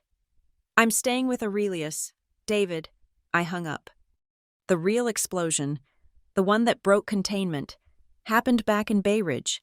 My father, horrified and galvanized by what he had witnessed in the demo hub, finally acted. He drove straight from Aurelius to the house. He went to confront Lorraine. He didn't get past the front door. I wasn't there, but the neighbors were, and their ring cameras were. Their argument started on the porch. He was quiet at first, his voice a low, pained rumble, but Lorraine's was not. She must have known, from the moment he had been escorted into that guest chair, that he was a witness, not an ally, that he had been complicit in my plan, not hers. Their voices escalated, shouting, my father's voice, raised in a way I had not heard in my entire life. You lied to me. You destroyed her. You committed a crime. Lorraine. And Lorraine's voice, a toxic shriek. She deserved it. You always loved her more. You weak, pathetic man. You let her do this to us. The video, which was uploaded to the local Bay Ridge Community Facebook group less than an hour later, captured the finale. It showed Lorraine, her face a mask of incandescent rage, shoving my father, shoving him backward, off the porch. He stumbled, catching himself on the railing. He looked, for a second, utterly broken. Get out! She screamed. She grabbed his old leather briefcase, the one he'd had for 30 years, and threw it after him. It burst open on the lawn, scattering architectural papers and pens across the grass. This is my house, she yelled, before slamming the front door so hard the camera shook. The video went viral in our town. The internet, which had been confused by the corporate rumor, now had a focal point. The battle lines were drawn, the community split in two. That poor man. She assaulted him. That woman is unhinged. He's pathetic. She's better off without him. If she did that to her husband, imagine what she did to her stepdaughter. The rumors must be true. That's what a real mother does. She protects her child. Good for her. Sloane, seeing her mother's reputation implode, tried the other tactic. She went on Instagram. She didn't post a video. She posted a long, rambling, self-pitying story. It was a black and white photo of her, looking pensively out a rain-streaked window. The text overlay was an agonizing performance of victimhood. People are saying so many terrible things, it began. People don't know what it's like to live in someone's shadow your whole life. You try, and you're never good enough. You're always the fun one, never the smart one. I just wanted to be seen, she wrote. I just wanted one chance to show what I could do. I just wanted, for once, to be the one they were proud of. I made a mistake. I know that. I was desperate. But does that mean I deserve to be destroyed? Does that mean I don't deserve a second chance? It worked. The pity came rolling in. Stay strong, Sloane. We see you. Your light is so bright. Your mom is a queen for fighting for you. This Harper Quinn person sounds jealous and vindictive. She should be helping her sister, not tearing her down. Sloane was building her counter-narrative. She was the desperate dreamer. I was the vindictive, talent-hoarding villain. I sat in my quiet hotel room, watching these two narratives battle for supremacy online. Lorraine the warrior mom versus Lorraine the unhinged criminal. Sloane the misunderstood artist versus Sloane the identity thief. It was all noise. It was all fiction. I opened my laptop. I opened a blank text file. I looked at the chaos, the noise, the accusations, the fake pity. I felt the gravitational pull to respond, to post the evidence, to show the world the recipes rule, to show them the GitHub logs, but I didn't. Instead, I typed a single sentence, a note to myself, a North Star for the days to come. No victory is worth having if it is built on someone else's identity. I closed the laptop. I called Mira Stanton. You're seeing this, right? I asked. I'm seeing it, she said. Her voice was steady, the calm eye of the storm. They're controlling the narrative because you're staying silent. Sloane's I just wanted to be seen post is getting traction. I'm respecting the process. Mira, the one we agreed on. I know, she said. And I'm holding... Anne Rivington has already confirmed Aurelius is closing the internal investigation tomorrow morning. They're preparing a final package, but the story is still muddy. The public needs a clean, undeniable moment. They need a resolution. What are you saying? I'm saying, she replied, her voice gaining a sharp, strategic edge. That this can't be won in a back room. Aurelius Live, their annual developer conference, is next week. It's their biggest event of the year. It's being broadcast globally. If there was ever a public, clean, undeniable stage, that would be it. If you give me that, I can publish the whole story. The balanced, factual, undeniable truth, the recipes rule, the GitHub logs, the extortion attempt, everything. But I need the public hook. I looked at the blank screen of my phone. She was right. The demo hub was the trial. The internet was the rumor. I needed a verdict, and it had to be public. Mira's words landed with the weight of absolute clarity. The public needs a clean, undeniable moment. She was right. The internet was a churning mess of he said, she said. Sloane's self-pitying narrative was gaining traction among people who valued emotion over evidence. My silence, meant to be strategic, was being misinterpreted as guilt or weakness. The demo hub had been the indictment. Aurelius Live would be the verdict. The next morning, I was summoned to a meeting with Marcus, Nadia, and Anne, as well as the head of Aurelius's corporate communications, a sharp woman named Elena Rostova. Anne Rivington opened the meeting, placing a thin bound folder on the table. Harper, as of 9 a.m. this morning, our internal investigation is formally closed. This dossier contains the complete, verified findings, the unauthorized access to your account, the creation of the fraudulent email, the impersonation on the Zoom call, the theft of your intellectual property from GitHub, and finally, Ms. Beckett's attempt at extortion in the demo hub. She slid the folder toward me. The legal recommendation is to proceed with a civil suit for damages, including identity theft and fraud. We are holding the option for a criminal referral in reserve, contingent on any future bad acts or attempts to profit from the stolen data. So, it's done, I said. It felt anticlimactic. Internally, yes, Elena, the communications lead, said, leaning forward. Externally, no. We have a 5-alarm fire in our brand narrative. The story is out. It's messy, and we are not in control of it. Aurelius hires imposter is not a headline we can tolerate. Marcus nodded grimly, which brings us to Aurelius Live. It's next week. It's our single biggest platform of the year. It's live streamed to over 100,000 developers, partners, and press. We need to reset the narrative, and we need you to do it. Me? You're the new head of product for Project Chimera, Marcus said, as if it were the most obvious thing in the world. We fast-tracked your final offer. It's being messengered to your hotel as we speak. We want you on that stage. We want you to present the real prototype, the one you're going to build. We want to show the world, without saying a word, that the correct candidate is in the correct role. It was the clean, corporate solution, an implicit statement. Just show up and win. But it wasn't enough. It wouldn't kill the Sloane was the real visionary narrative. It wouldn't address the Harper is a vindictive sister story. It would leave the why hanging in the air forever. I looked at Mira's words, which I had written on a hotel notepad. A clean, undeniable moment. I'll do it, I said. I will present the prototype, but I'm going to add a 10-minute prelude, a new session. Elena looked skeptical. The keynote schedule is locked. Harper. Then unlock it, I said, my voice finding a new level of command.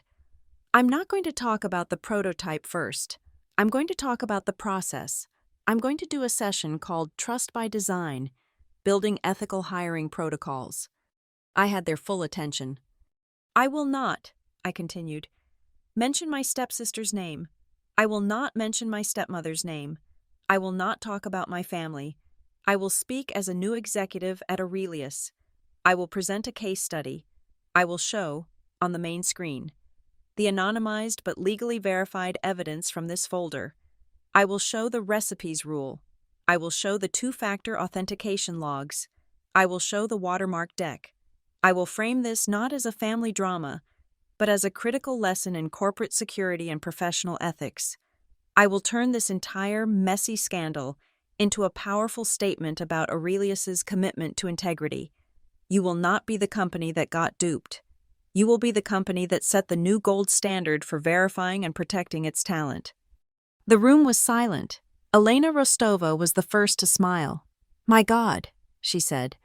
"That's not a defense. That's an offensive play. It's brilliant." Marcus nodded. "It's a tech solution to a human problem. I love it." Anne Rivington simply tapped the legal dossier. "All the evidence is legally cleared. As long as you stick to the facts and omit the names, it's not slander. It's just a case study, a very, very specific one." "It's settled then," Elena said, already typing on her phone. "I'm adding the session, Trust by Design, 10 minutes, right after the CEO's opening." The pieces were now moved. The stage was being set. That evening, Sloane called me. It wasn't a blocked number. It was her actual cell. She was past the point of hiding. I let it ring twice, then picked up. "Harper?" Her voice was a small, raw whisper. "Sloane, I can't find a lawyer who will take my case. They said what Mom did in that room. The threat. They called it catastrophically stupid." "That sounds accurate." "Please," she sobbed. The performance of victimhood now replaced with genuine, pathetic terror. Don't sue. Please. You've won. You have the job. Isn't that enough? You're going to ruin me. I'm going to be blacklisted. I'll never work in PR. I'll never work anywhere." She was crying for her future, not for her crime. She still didn't get it. "You're worried about being blacklisted," I said, my voice cold. "You should be worried about the civil complaint and the criminal referral Anne Rivington is holding." "No," she shrieked. "Criminal? You can't. Harper, please, we're sisters." "You stopped being my sister the moment you put my name under your face on a Zoom call." I said, "You wanted to be seen. Sloane, you wanted a career in public relations? You're about to get a masterclass in it." What can I do?" she whispered, defeated. "You want a career?" I said. "A real one? Stop lying. A career isn't over just because you failed. But it's impossible to start one if you're building it on a foundation of lies. Your only way out is the truth. A full, public, detailed admission and apology. To me, and to Aurelius. That's it. That's the only counteroffer on the table." I hung up before she could reply. The counter-narrative, however, was not just coming from Sloane. 2 days later, a call was routed to Elena Rostova's office from an independent brand strategist. It was Lorraine. Elena recounted the call to me later, her voice dripping with disbelief. Lorraine, having heard through the grapevine about Aurelius Live, was pitching a collaborative story. "I am a mother who fought for her child," Lorraine had apparently said. "This is a powerful, inspirational story of a single mom navigating the cutthroat, biased tech world. I am willing to partner with Aurelius on a Women in Leadership panel to talk about the sacrifices we have to make." She had offered to tell her side, to create a narrative of mutual understanding. Elena had politely informed her that all communications were now being routed through their general counsel's office, and that any attempt to contact Aurelius PR would be documented as interference. Lorraine had hung up. Mira Stanton, meanwhile, was preparing her side of the board. She received her official press credentials for Aurelius Live. She had a guaranteed seat in the front row of the press section. When I spoke to her, she was all business. "My draft is written," she said. "The headline is neutral. Inside the Aurelius hiring scandal, identity, ethics, and the recipes rule, the story is locked and legally vetted. It has everything: the GitHub theft, the Demo Hub transcript, the extortion attempt, your father's presence. It's the whole truth. All I'm waiting for is your keynote. The moment you walk on that stage and the broadcast goes live, my finger is on the publish button.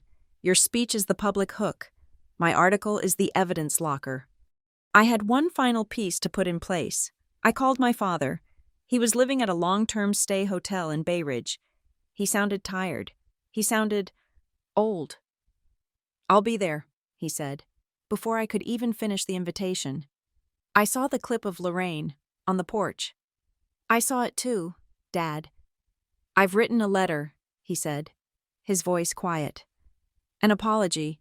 To you, to your mother's memory, to everyone. I'm going to read it. Dad, this is a corporate event. There's no open mic. I know, he said. I'm bringing it, in case. But I will be there. You told me to watch. So I'm watching. Good, I said, my voice softening for the first time. Aurelius Live, the main keynote hall. It starts at 9 a.m. Your name will be at the door. I've reserved you a seat. 3rd row, on the aisle. Just be there. I will, he said. Harper, I'm proud of you. I'm just so sorry that I wasn't. I know. Dad, I'll see you on Thursday. The night before the event, I was in my hotel room. The new prototype code was finalized. The presentation was locked. I stood in front of the hotel room mirror, the city lights of Revel City glittering behind me. I ran my speech, not the tech part, the other part. I ran it over and over, my voice quiet, stripping it of all emotion. No anger, no tears, no self-pity, just facts, just principles. I practiced the slides, the screenshot of the recipes rule, the anonymized Zoom call, the watermarked slide. I practiced the closing lines, the ones that had to land, the ones that Mira was waiting for. My name is Harper Quinn, I whispered to my reflection, and I am the new head of product for Project Chimera. I earned this role. I earned this name. I paused, letting the silence settle. Trust is the currency of our industry, and that trust begins with identity. No one should have to steal someone else's name to open a door. And at Aurelius, we're building the locks. I looked at my own eyes in the mirror. They were clear and cold. I was ready. The air backstage at Aurelius Live was thick with the smell of ozone, new carpet, and nervous energy. A stage manager named Leo, headset clamped to his ear, looked at me with a strained, professional smile. You good, Harper? You're on after the CEO's sizzle reel. I'm good. Leo, I said. My voice was calm. My hands were not shaking. I was wearing a simple, dark blue sheath dress. My hair pulled back. I was not a victim. I was an executive. Okay, he said. CEO is off. Sizzle reel is running. You're on in 90 seconds. The muffled roar of the crowd, 10,000 people in the main hall, seeped through the curtains. Another 100,000, according to the metrics, were on the live stream. In the front row of the press section, I knew Mira Stanton was waiting, her laptop open, her draft queued up. In the 3rd row, on the aisle, my father was sitting, his hands clasped, staring at the empty stage. The sizzle reel music swelled to a crescendo. The giant, curved screens on stage went black. Live in 3, 2, 1. Leo pointed at me. I walked out. The lights were blinding, a wash of intense, intelligent blue. The applause was a physical force, a wave of sound that hit me in the chest. I walked to the small circle of tape on the floor, the center mark. I found the red tally light on camera 3, the one streaming to the world. I smiled. Good morning, I said. My voice was crisp, amplified, filling the massive space. My name is Harper Quinn, and I am the new head of product for Project Chimera here at Aurelius. The applause was polite, expectant. I spent the next 3 minutes doing exactly what they expected. I talked about the product. I showed the new prototype. I spoke about the future of autonomous architecture and our go-to-market strategy. I thanked Marcus for his vision. I thanked Nadia for her incredible diligence during the hiring process. I let that phrase, incredible diligence, hang in the air for just a moment. Then, I paused. I took a breath. I advanced the slide. The screen behind me changed. The vibrant product graphics were gone. It was replaced by a simple, black and white title, Trust by Design, Building Ethical Hiring Protocols. The low, optimistic background music in the arena faded to absolute silence. The lights shifted. the bright blue fading to a serious, clean white. I could feel the energy in the room shift. 10,000 people leaned in. Before we look further into the future of our product, I said, I want to talk for a few minutes about the future of our process, because the most advanced technology in the world is useless if we cannot trust the people building it. I advanced the slide. A screenshot appeared. It was the recipes rule, heavily anonymized.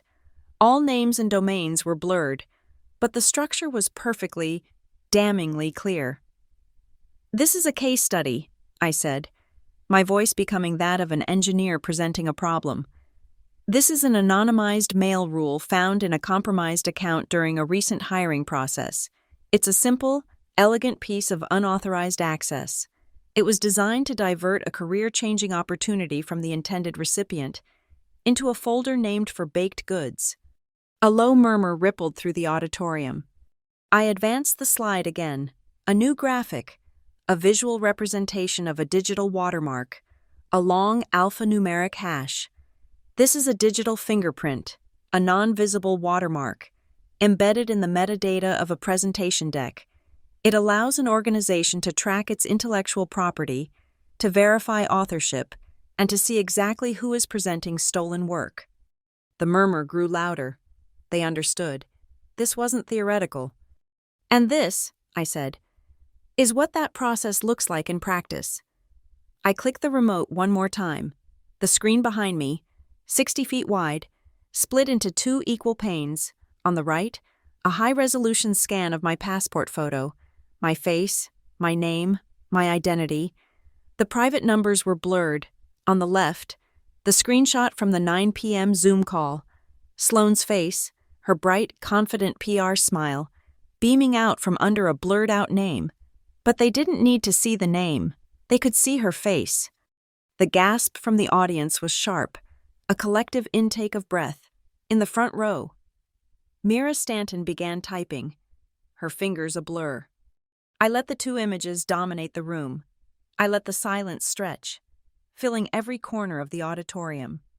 Identity, I said, my voice perfectly level, is the original API of human life.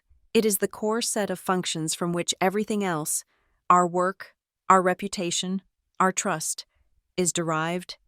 I looked directly into camera 3. In this case study, someone attempted a fraudulent API call. They borrowed someone else's name. They borrowed someone else's work. They built a fiction in an attempt to steal a fact. I paused again. When this was discovered, the person who was borrowed from had a choice, and this company, Aurelius, had a choice. We could have chosen the storm.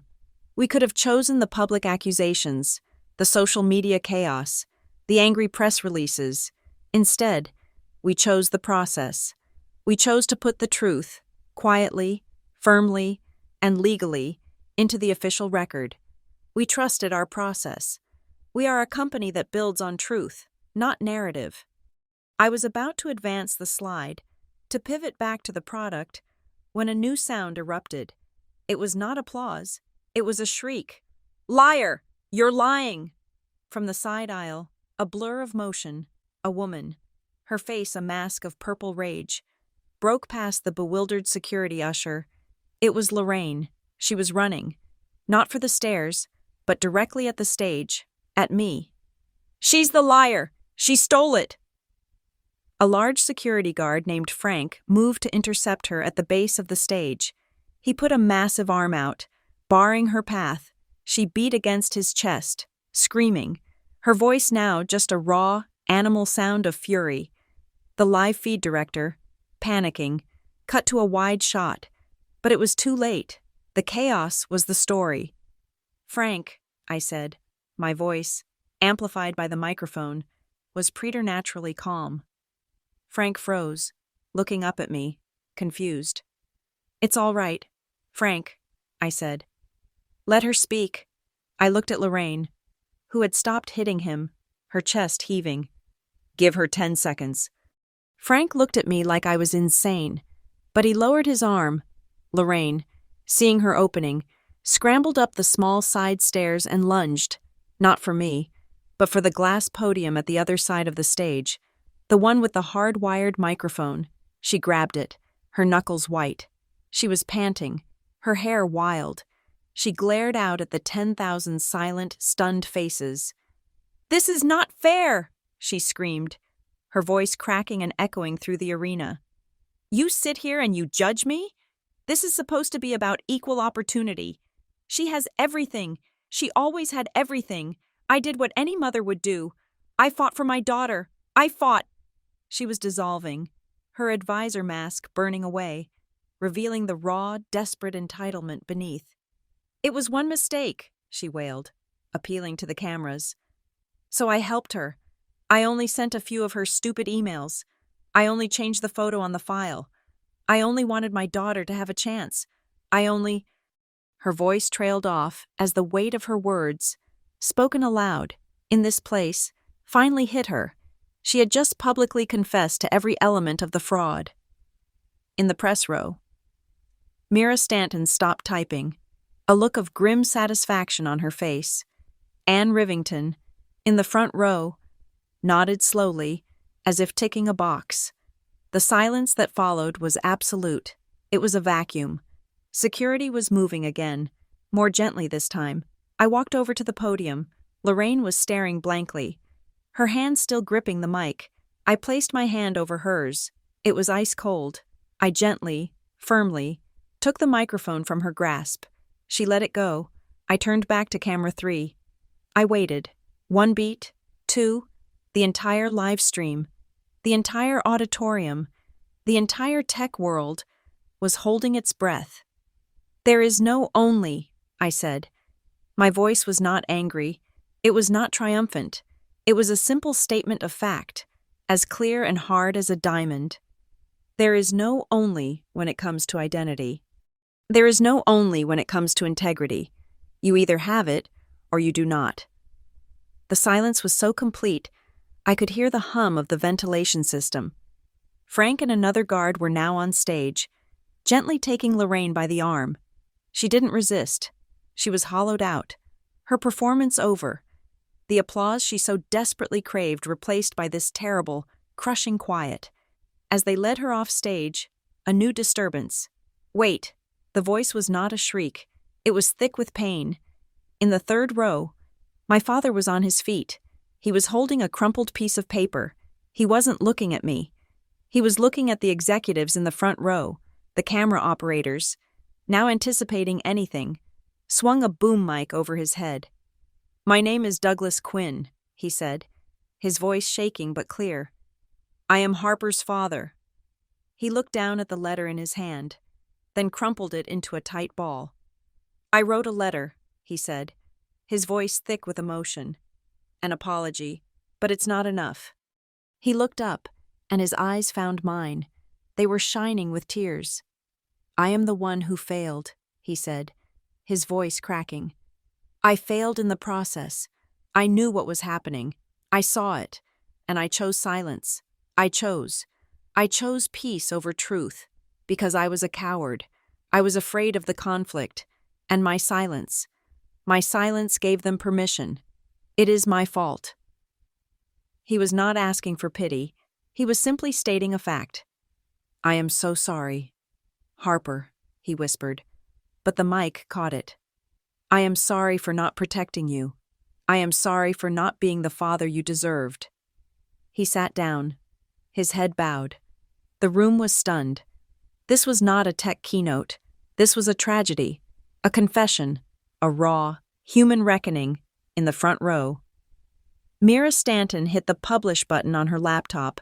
The full, verified story, with every piece of evidence, was now live. The director in the truck must have been screaming in my ear. But I couldn't hear him. I saw the red light on camera 3. It was still on me. They were waiting for me to cry, for me to yell, for me to break. I took a breath. I looked at the audience. Then I clicked the remote in my hand. The screen behind me went black, wiping away the images of the passport and the Zoom call. A second later, it was filled with the beautiful, complex, elegant architecture of the Project Chimera prototype. "Now," I said, my voice crisp, clear, and perfectly back on script. "Let's talk about the pipeline. The applause in the auditorium was a physical force. It wasn't just for the keynote or the prototype, it was a release of tension. The sound of 10,000 people exhaling at once. They had been witnesses to a corporate execution, a family tragedy, and a profound public reckoning, and they had watched me pivot from that chaos, back to my code, without missing a beat. Backstage, I was met not by Leo the stage manager, but by Marcus, Nadia, and Anne Rivington. They didn't speak. Marcus simply opened his arms and gave me a brief, solid, professional hug. That, he said, was the single greatest job interview I have ever witnessed. Welcome to Aurelius. Harper. The next morning, the fallout was being managed, not with PR spin, but with structural change. I was in the main executive boardroom, the one on the top floor, with the entire leadership team. Harper, this is a formality, but a necessary one, Nadia said, sliding an embossed, official offer letter across the polished mahogany table. Aurelius Robotics formally invites you to accept the role of head of product for Project Chimera, effective immediately. I picked up the heavy pen and signed my name, the real one. Good, Marcus said, leaning forward, because your Trust by Design session wasn't just a keynote, it's your first official project. The C-suite, he explained, had been profoundly shaken. The recipes rule, the stolen GitHub repo, they saw these not as a family drama, but as a critical vulnerability in their entire system. If it could happen to me, it could happen to anyone. We want you to lead a new, company-wide initiative, Marcus continued, his eyes bright. We are officially green-lighting the no-name hiring protocol. We want you to build it. It was a radical proposal. All resumes for the first 2 rounds of any technical or leadership hire would be completely anonymized. No names, no university graduation years, no addresses that could hint at a zip code, just skills, projects, and qualifications. We're fighting bias and we're fighting fraud in one move, Nadia said. We want to hire the best minds, not the best impersonators. I looked at the team that had backed me. The team that had not chosen the easy path, but the right one. I accept, I said. My first job won't just be building the product, it will be rebuilding the door. The boundaries, now set, began to echo outward. The first echo was an email. It was not a tearful, manipulative text from Sloan. It was a formal, PDF attachments included email, sent from a new, professional-looking address. She had CC'd Anne Rivington's legal team, as well as a new lawyer of her own.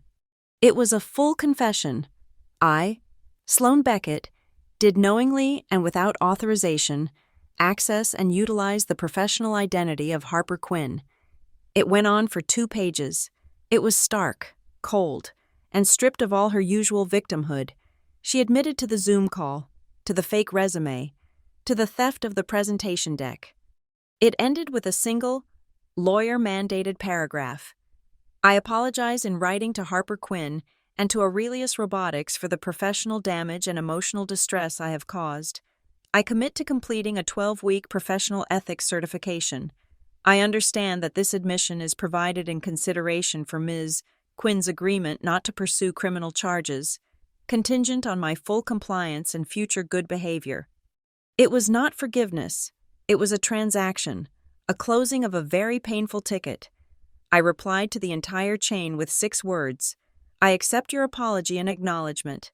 I hit send, and then, in my own email client, I created a new rule. All messages from Sloan Beckett were to be routed to a new folder. I named it Resolved. Lorraine's fate was far less articulate. Anne Rivington handled the civil settlement with brutal efficiency. Since Lorraine had no money to offer in damages, my father, in his first act of decisive clarity, had frozen their joint accounts pending the divorce and negotiated a different kind of price.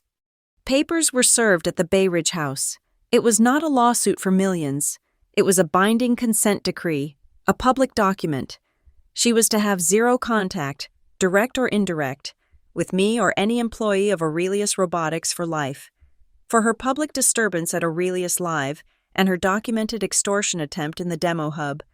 She was assigned 500 hours of mandatory community service. My father's new, very aggressive lawyer described the scene to him later. Lorraine, the woman of 1,000 words, the master of the narrative, read the document. She saw the addendum, the one that detailed the criminal referral for wire fraud that would be immediately activated if she ever violated the restraining order.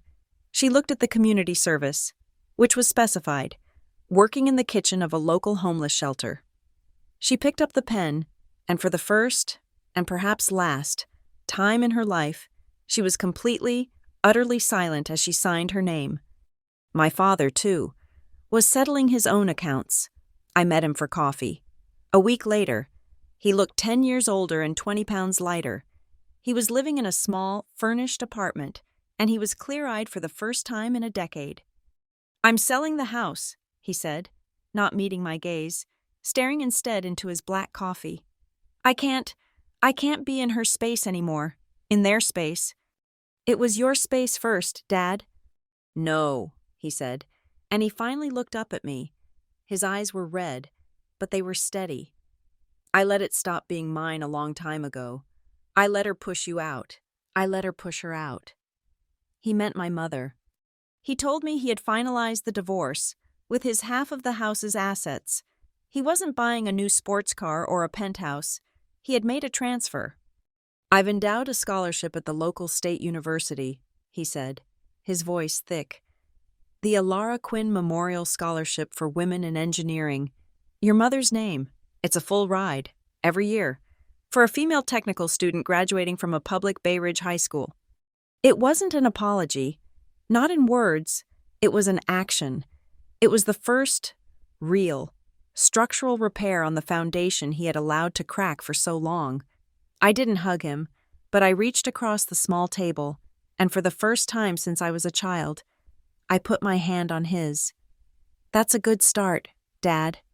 Mira's article, the one she had published the second I took the stage, had done its work.